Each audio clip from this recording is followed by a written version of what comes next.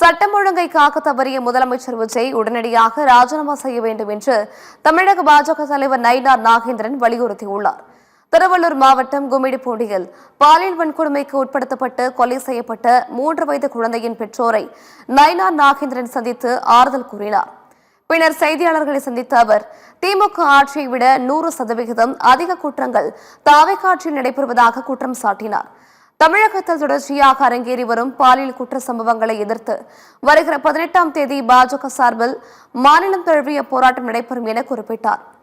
சட்டம் ஒழுங்கை காக்க தவறிய முதல்வர் விஜய் உடனடியாக ராஜினாமா செய்ய வேண்டும் என நயினார் நாகேந்திரன் வலியுறுத்தினார். 48 மணி நேரத்தில் 20 பாலியல் வன்கொடுமைகள், 15 போக்சோ குற்றங்கள்.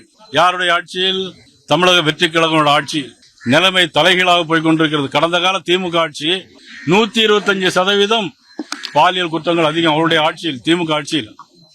ஆனா இன்னைக்கு பாத்தீங்கன்னா இப்பவே 100% தாண்டி போய்கொண்டிருக்கிறது. பக்கத்தில் தானே இருக்கிறது. 18ஆம் தேதி நீங்கள் சட்டமன்றத்தை துவக்க இருக்கிறீர்கள்.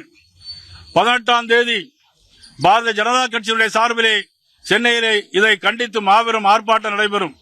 சட்டத்தை கையில் எடுத்து சட்டத்தை பாதுகாக்க தவறிய முதலமைச்சர் உடனடியாக ராஜினாமா பண்ண வேண்டும்.